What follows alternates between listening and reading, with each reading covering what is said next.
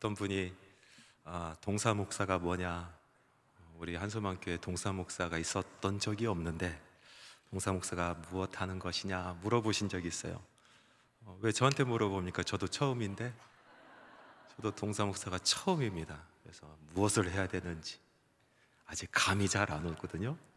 근데 오늘 목사님께서 말씀하신 것처럼 영적인 아들이다 라는 말씀하셨는데, 엘리사가 엘리야를 영적인 아버지로 섬기고 끝까지 따라갔었던 것처럼, 또 디모데가 바울을 영적인 아버지라고 그렇게 부르면서 그 목회를 끝까지 배우고 따라갔었던 것처럼, 저도 그 일을 하는 것이 동사 목사의 일이 아닌가 그런 생각을 해봅니다.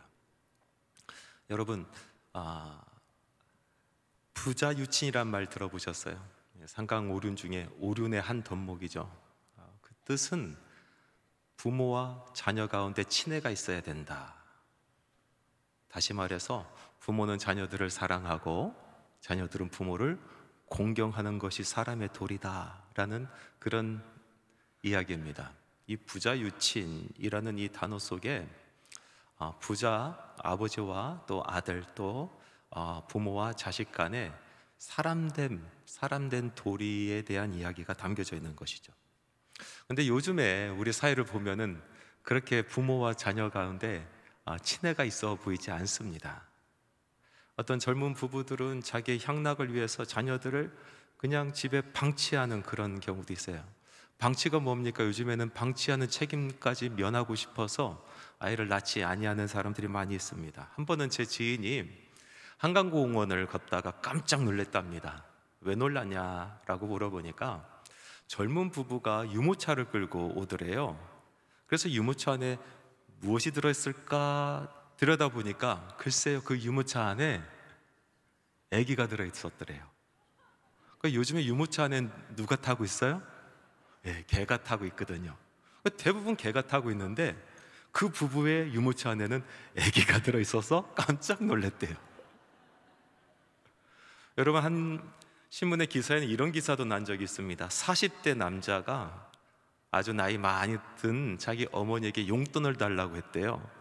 근데 어머니가 용돈을 주지 않자 가축 키우는 축사로 끌고 가서 폭행을 했대요. 이런 일이 어떻게 있을 수가 있을까? 개인주의 사회가 되어가면서 부모와 자식 간의 친애가 없어집니다. 부모는 부모의 인생, 자녀들은 자녀들의 인생. 또 어떤 가정을 들여다보면 오랫동안 대화가 단절된 상태로 지내는 그런 가정도 왕왕 있습니다. 이런 가정들이 정말 하나님께서 보시기 아름다운 가정일까? 하나님께서 우리에게 가정을 맡기셨거든요. 하나님께서 친히 제정하셔서 우리에게 맡겨주셨는데, 우리가 이 가정을 이끌어가면서 또 가정과 함께 더불어 살아가면서 어떤 모습이 정말 하나님께서 원하시는 모습일까? 우리가 좀 생각해 봐야 되지 않을까?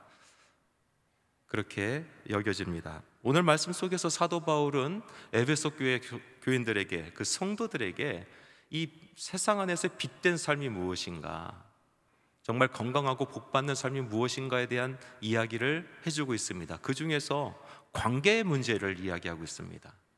이 관계가 잘 형통해야 행복할 수 있거든요. 여러분, 한번 곰곰이 생각해 보십시오. 우리들 삶 가운데 우리를 제일 어렵게 하는 문제가 무엇입니까? 물질적인 문제요? 건강적인 문제요? 아니요, 관계의 문제입니다. 관계의 문제가 무너지게 되면 우리 삶이 참 힘들어집니다. 특별히 부자 간의 관계, 부모와 자녀 간의 관계가 바로 서야 그 가정이 화목이 있고 또 그 가정에 복이 있는 그런 가정이 되는 줄 믿습니다. 그럼 말씀 속에서 이야기하는 이 복된 가정, 부모와 자녀 간의 올바른 관계가 무엇일까? 하나님께서 원하시는 부모와 자녀 간의 올바른 정말 아름다운 관계는 무엇일까요? 오늘 어버이 주일을 맞이해서 여러분들과 함께 이 부모와 자녀 간의 관계에 대한 말씀을 같이 나누려고 합니다. 오늘 이 말씀을 통해서 하나님께서 맡겨주신 우리 가정을 돌아보고 우리와 부모와의 관계가 어떤 관계인지 다시 한번 돌이켜보면서, 혹시 왜곡되고 일그러진 관계라면은 다시 회복되기를 소망하고 하나님 앞에 간구하는 그런 시간 되기를 간절히 바랍니다. 첫 번째로, 자녀들은 부모를 공경하라 라고 말씀하고 있습니다. 하나님의 말씀 같이 한번 읽어보기를 원합니다. 에베소서 6장 1절에서 3절 말씀까지입니다. 자녀들아, 주 안에서 너희 부모에게 순종하라. 이것이 옳으니라. 내 아버지와 어머니를 공경하라. 이것은 약속이 있는 첫 계명이니 이로써 내가 잘되고 땅에서 장수하리라. 오늘 이 말씀에 보니까 자녀들아 내 부모를 공경하라 라고 말씀하고 있습니다. 여기서 공경하다라는 그 공경이라는 단어, 헬라어로 티베드라는 단어를 쓰고 있어요. 이 티베드라는 단어의 원래 뜻은 무엇이냐면은 무겁게 여기다, 금과 같이 가치 있게 여기다 라는 그런 뜻입니다. 그러므로 우리가 공경한다는 것은 그 존재를 무겁게 여기고 금과 같이 가치 있게 귀중하게 여긴다라는 마음의 상태를 이야기하는 것이죠. 반대의 이 이야기는 무엇입니까? 반대로 이야기하면 가볍게 여긴다, 경홀히 여긴다라는 것입니다. 혹시 우리의 마음의 상태가 우리 부모님을 가볍게 여기고 경홀히 여기고 가치 없게 여기고 없었으면 하는 존재로 여긴다라면 우리는 부모를 공경하는 것이 아니라는 말씀입니다. 그런데 오늘 말씀에 보니까 그냥 공경하라라는 말씀으로 끝나는 것이 아니라 순종하고 공경하다 하라라고 말씀하고 있는 것을 볼 수가 있습니다. 여러분, 공경과 순종은 항상 같이 가는 것입니다. 우리가 공경해야 순종할 수가 있습니다. 우리가 하나님을 공경합니다. 하나님의 존재를 무겁게 여깁니다. 하나님의 말씀 하나를 정말로 가치 있게 여깁니다. 우리가 하나님을 공경하기 때문에 하나님의 말씀에 순종할 수가 있는 것입니다. 마찬가지로 우리가 부모들을 공경할 때 부모의 존재를 무겁게 여기고 그리고 부모를 가치 있게 여길 때에 그 입에서 나오는 말씀에 순종할 수 있다라는 말씀입니다. 여러분, 부모를 공경하는 것과 하나님을 공경하는 것은 일맥상통하는 것입니다. 같이 가는 것이죠. 누가복음 3장에 보면 예수님의 족보가 나오는데요, 이 족보는 구조가 참 희한합니다. 성경에 나오는 여러 가지 족보를 훑어봤을 때 모든 족보가 위로부터 아래로 내려오지 않습니까? 누구는 누굴 낳고 누구는 누굴 낳고 누구는 누굴 낳고 계속해서 족보라는 것은 위에서부터 아래로 내려오는데 누가복음 3장에 나오는 예수님의 족보는 밑에서부터 위로 올라가는 족보입니다. 그래서 요셉의 위는 헬라요, 헬라의 위는 마따니요, 마따의 위는 레위요 하면서 계속해서 위로 올라가는 족보가 써 있어요. 그 족보와의 마지막 말씀입니다. 누가복음 3장 38절 말씀에 보니까 이렇게 기록하고 있습니다. 그 위는 에노스요, 그 위는 셋이요, 그 위는 아담이요, 그 위는 하나님이시니라. 하나님이시다. 우리 아버지의 아버지, 아버지의 할아버지, 할아버지의 아버지, 아버지 올라가다 보면은 결국은 우리의 존재의 근원, 우리로 하여금 이곳에 태어나게 하고 우리로 하여금 이곳에서 숨쉬며 살아가게 하시는 분은 하나님이시다라는 것입니다. 하나님은 우리의 아버지시라는 이야기입니다. 하나님 없이는 우리는 살 수가 없었다라는 얘기입니다. 마치 우리가 아버지가 있어서 오늘 우리가 있는 것처럼 하나님이 계시기 때문에 오늘 우리가 이곳에서 숨을 쉬며 살아간다는 이야기입니다. 그러므로 우리가 아버지를 사랑하면서 하나님을 사랑하지 않는다는 것은 있을 수가 없는 일입니다. 우리가 하나님은 공경하면서도 눈에 보이는 육신의 아버지를 공경하지 않는다는 것은 배은망덕한 일이다라는 이야기입니다. 또 오늘 말씀해 보니까 부모에게 효를 다하는 것, 공경하는 것은 약속 있는 첫 번째 계명이다라고 말씀하고 있습니다. 여러분, 계명이 무엇입니까? 십계명을 이야기하지 않습니까? 여러분, 십계명을 잘 묵상해 보면은 이 십계명은 하나도 어려운 것이 아닙니다. 하나님께서 우리에게 무슨 계명을 주시고 명령을 하실 때 우리가 못하는 일을 주신 적이 없습니다. 십계명의 말씀은요, 사람이 이 땅에서 살아가면서 마땅히 행해야 할 도리에 대한 말씀인 것이죠. 사람이라면 마땅히 이 땅에서 살면서 행해야 될 도리가 십계명의 말씀이라는 것입니다. 그래서 1계명부터 4계명은 사람이 이 땅에 살면서 하나님께 마땅히 행해야 될 도리에 대한 말씀이고, 10계명, 5계명부터 10계명까지는 사람이 이 땅에 살면서 사람에게 마땅히 행해야 될 도리에 대한 말씀인 것입니다. 사람이 이 땅에 살면서 마땅히 사람에게 행해야 될 도리의 첫 번째 계명이 내 부모를 공경하라라는 말씀이라는 것입니다. 부모를 공경하는 것이 모든 인간관계의 첫 출발점이다. 이 세상에서 사람 구실하면서 살아가는 첫 번째 계명이다. 가장 근본되는 계명이다라는 말씀인 것입니다. 여러분, 첫 단추를 잘 깨야 두 번째, 세 번째, 네 번째도 잘 깰 수가 있어요. 아무리 멋있게 첫 단추를 깼는데 그것이 잘못 끼어들면요, 그 다음 단추를 잘 깨도요, 이 옷에 맵시가 나지 않는 것이잖아요. 첫 번째의 계명, 부모의 나와의 관계가 그렇게 중요하다라는 말씀인 것이죠. 여러분, 우리가 태어나서 첫 번째 관계 맺는 분이 바로 부모님이십니다. 응애응애하고 태어나서 눈을 뜨지 못했을 때 어머니의 숨결을 느낍니다. 아버지의 손길을 느낍니다. 눈을 뜨고 나서 그분들의 눈을 바라보며 관계를 맺기 시작합니다. 그분의 웃음소리를 듣습니다. 그분들의 음성을 듣습니다. 그러면서 관계를 알아가는 거예요. 사랑이 무엇인지, 분노가 무엇인지, 칭찬이 무엇인지, 사랑과 관계를 맺어간다는 것이죠. 사랑과 관계를 맺어가는 방법을 부모님과의 관계 속에서 우리는 다 배우는 거예요. 여러분, 바로 그 관계로, 부모와 나와의 그 관계로 우리는 장성하여 일평생 사람들과 관계 맺어가며 살아가는 것입니다. 부모와 맺은 그 관계를 우리 자녀들과 맺고 있습니다. 부모와 맺은 그 관계의 방법으로 내 배우자를 상대하는 거예요. 직장 생활에서 다른 사람들을 상대하는 것입니다. 상사를 상대하고, 그리고 부하 직원들을 상대하는 것입니다. 그래서 이 첫 번째 되는 관계가 비뚤어지면요, 모든 관계가 어려워지는 것입니다. 이상해지는 거예요. 제 아버지는 참 좋으신 분이십니다. 너그럽고 자비롭고 저를 얼마나 사랑하고 이뻐했는지 저를 보면 꼭 안아주시고, 그런데 한 번은 제가 정말로 나쁜 짓을 한 적이 있어요. 그것을 아버지에게 들켜버렸어요. 아버지가 저를 물끄러미 바라보시면서 마침내 입을 여십니다. 괜찮아, 괜찮아, 그렇게 말씀하셨는데 제가 아버지 눈을 보니까 하나도 안 괜찮아. 하나도 안 괜찮은 거예요. 제 마음속에 그것이 깊이 뿌리를 내렸어요. 안 괜찮아. 여러분, 그 관계가 지속적으로 이어지는 거예요. 어느 날인가 제가 이제 장성해서 결혼을 하고 아이를 낳고, 아이를 둘을 낳았는데 이 첫째 아이 남자아이인데 아들이 이게 커가면서 못된 짓을 하더라고요. 저한테 딱 걸렸어요. 아들이 저를 쳐다봐요. 제가 아들을 물끄러미 쳐다보다가 괜찮아, 그랬더니 아들이 저를 이러고 보더니 막 울음을 터뜨리면서 안 괜찮아 하면서 울는 거예요.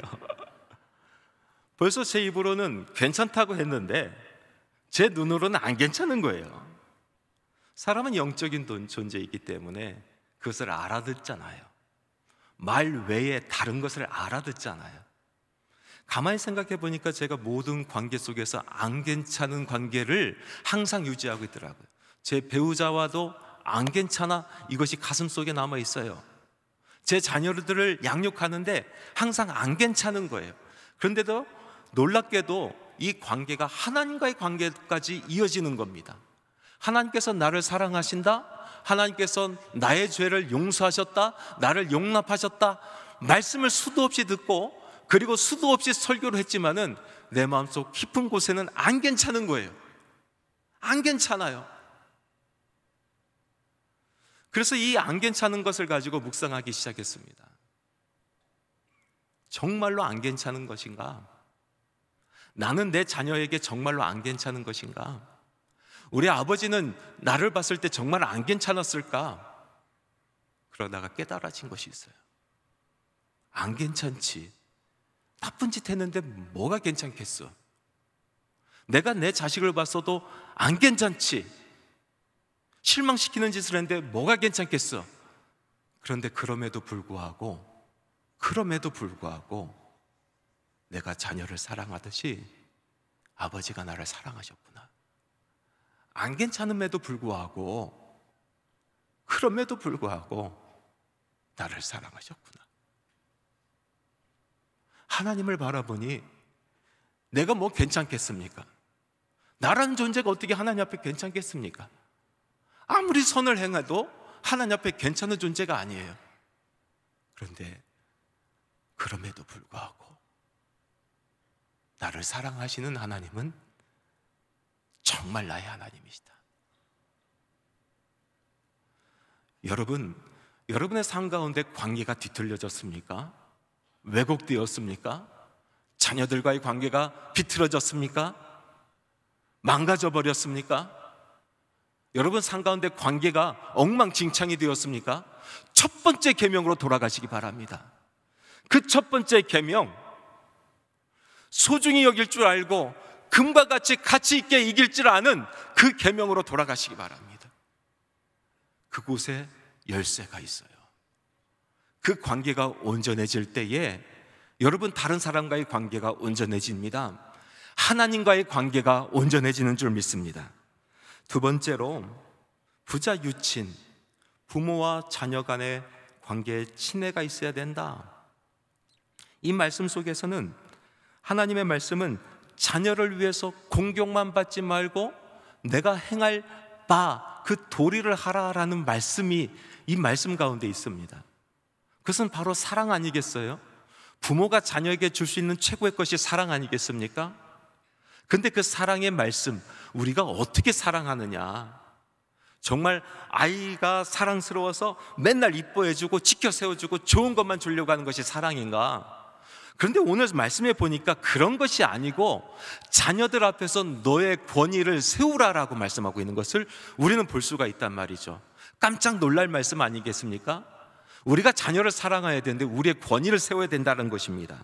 에베소서 6장 4절 말씀 우리 같이 한번 읽어봅시다. 아비들아, 너희 자녀들을 노엽게 하지 말고 주의 교훈과 훈계로 양육하라. 자녀들을 노엽게 하지 마라. 그리고 하나님의 말씀으로 교훈하고 훈계하고 양육하라. 무슨 말씀입니까? 하나님께서 우리에게 주신 그 영적인 권위를 자녀들 앞에서 바로 세우라라는 말씀입니다. 하나님께서 아버지에게, 어머니에게 준 영적인 권위를 자녀들 앞에서 올바르게 행하라라는 말씀인 것입니다. 여러분, 요즘 세상을 보면은 권위란 것이 땅에 떨어졌어요. 떨어져도 이렇게 떨어질 수가 있을까? 바닥 쳤을 것 같다라고 생각했는데 그것보다 더한 일들이 벌어지고 있지 않습니까? 교권이 땅에 떨어졌어요. 초등학교 선생님의 10명 중에서 8명은 초등학교 교사직을 그만두고 싶어 합니다. 아이들이 선생님 보기에 아주 우습게 알아요. 자기의 마음에 맞지 않는다고 선생님을 폭행하는 사건은 비일비재합니다. 여러분, 우리가 선거에서 뽑은 대통령을 얼마나 우습게 합니까? 얼마나 쌍욕을 하면서 그리고 비난을 합니까? 건전한 비판이 아니라 그냥 비난하는 거예요.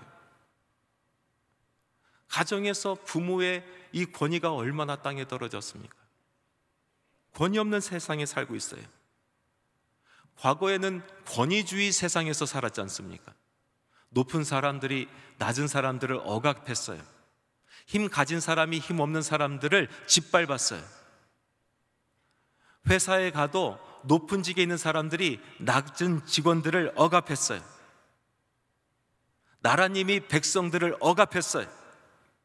학교에서 학생들을 억압했어요. 과거 제 학창시절을 돌이켜보면은 얼마나 그렇게 많이 맞고 살았는지 몰라요. 왜 때렸을까? 사랑하면 그렇게 때릴 수 없어요. 사랑하면 어떻게 그렇게 때립니까? 한 번은 선생님께서 술을 잔뜩 드시고 와서 술 냄새 풍풍 풍기면서 제 교실의 동급생을 때리는데 정말로 옆에서 볼 수가 없을 정도로 권위주의 세대의 폭력이 난무하고 그 안에서 우리는 권위를 찾아볼 수가 없었어요. 모든 사람들이 힘들어했어요. 전 사회가 고통스러워했어요. 아파했어요. 그런데 오늘날 세계는 어떤 세상입니까? 탈권위주의의 세상에 우리는 살고 있어요. 아니요, 권위 경멸의 세대에 살고 있어요. 그래서 권위라는 것을 이야기만 들어도 치를 떱니다. 알레르기 반응을 일으킵니다. 자기 머리에 누가 있는 것이 꼴도 보기 싫습니다. 우리들은 아이들이 기성세대인 우리들을 존경하지 않습니다.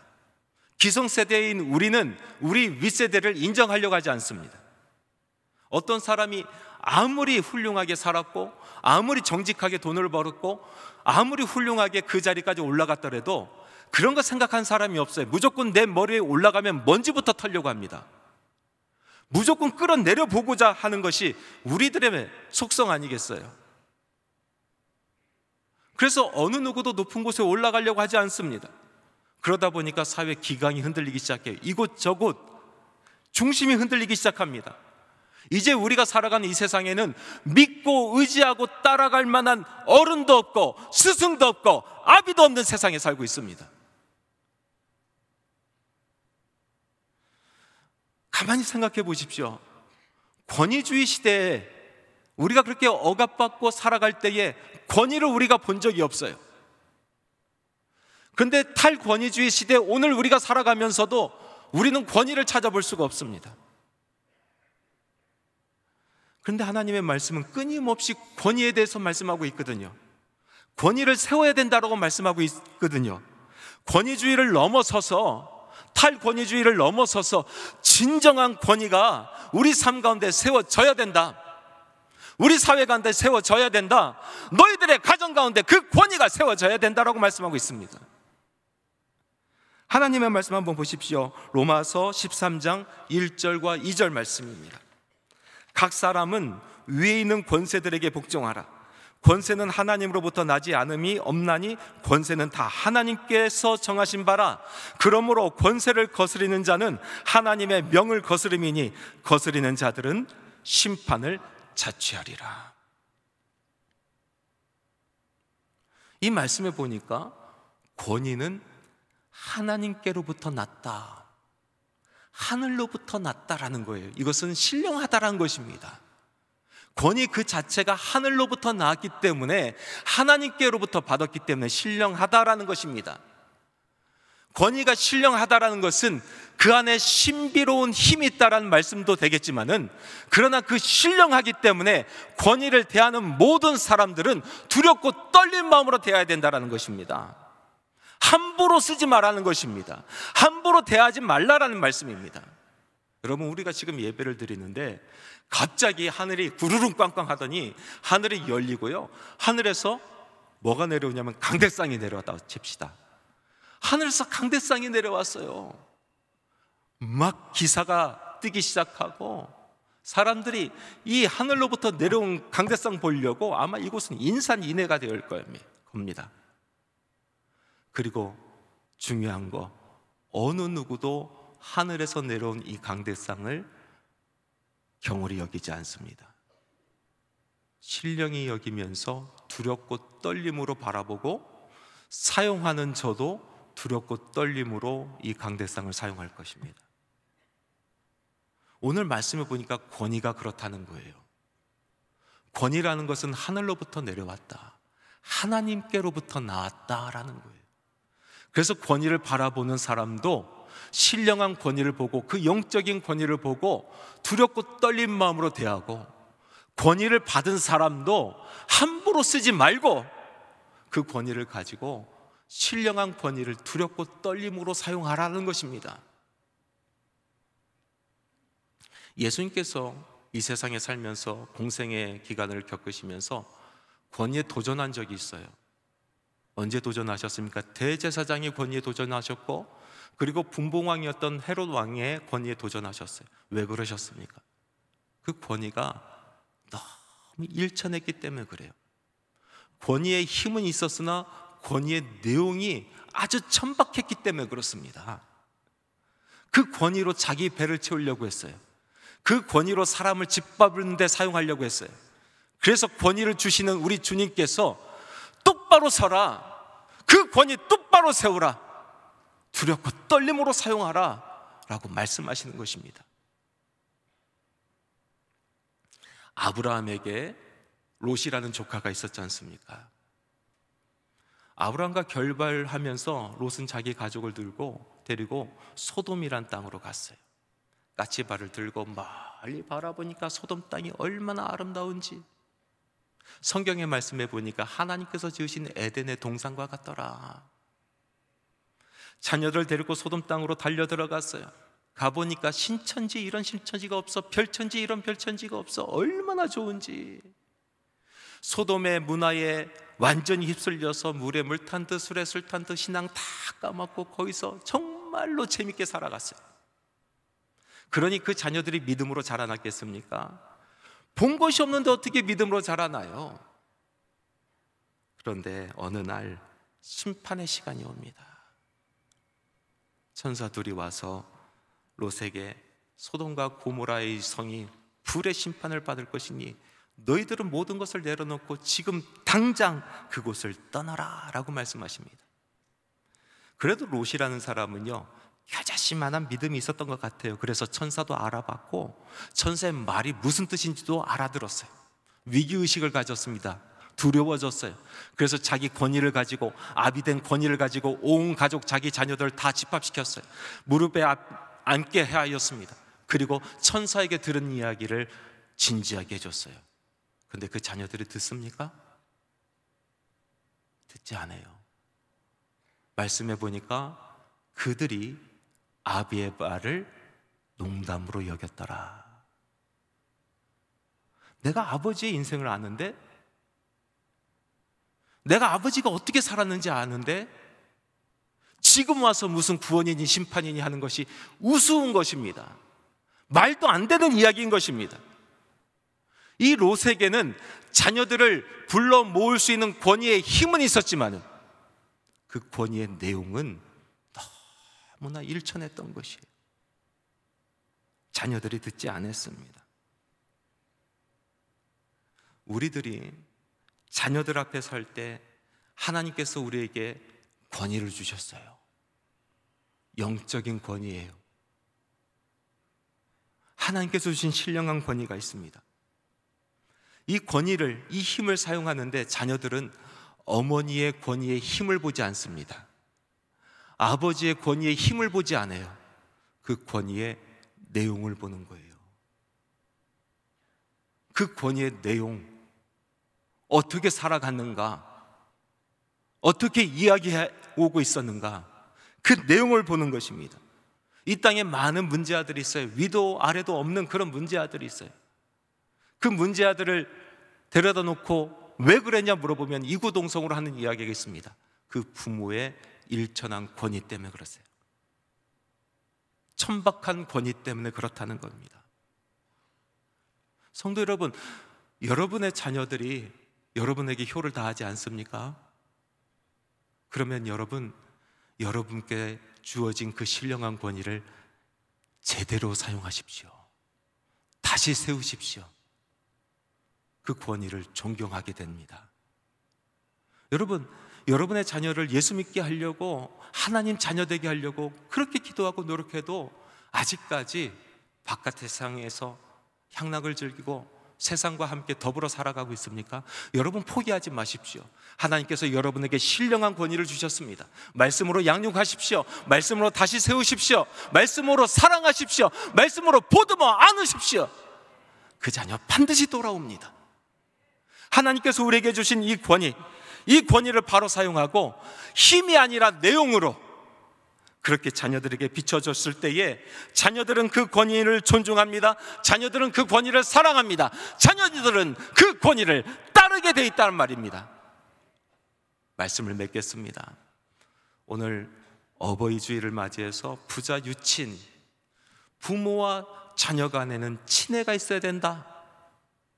부모들은 자녀를 사랑하고 자녀들은 부모를 공경하라. 이것이 사람의 본분이다, 도리다 라고 하는 말씀을 같이 읽었어요. 이 말씀은 성경에 있는 말씀입니다. 성경이 우리에게 주신 말씀입니다. 하나님의 빛된 자녀들이 지켜야 될 첫 번째 계명인 줄 믿습니다. 사랑하는 성도 여러분, 여러분의 가정이 하나님의 복락이 가득한 가정 되기를 소망합니다. 일그러진 가정이 회복되기를 원합니다. 찌그러진 가정에 하나님의 말씀으로 다시 한번 온전히 서기를 원합니다. 하나님의 은총과 은혜가 가득한 가정, 화목한 가정, 웃음소리가 가득한 가정, 기쁨과 찬양소리와 감사의 소리가 끊이지 아니하는 그런 가정이 되기를 주님의 이름으로 축원하며 하나님의 말씀을 대언합니다. 기도하겠습니다. 참 좋으신 하나님 아버지 감사합니다. 가정을 우리 하나님의 손에 맡겨드립니다. 저희들이 제대로 하지 못해서 세우지 못한 가정이 있습니다. 주님, 부족하지만 주님 앞에 이 시간 내어 맡기오니 주님 고쳐주옵소서, 새롭게 하여 주옵소서. 무엇보다도 귀중히 여기고 소중히 여기는 그 마음을 내게 허락하여 주옵소서. 예수님의 이름으로 기도합니다. 아멘.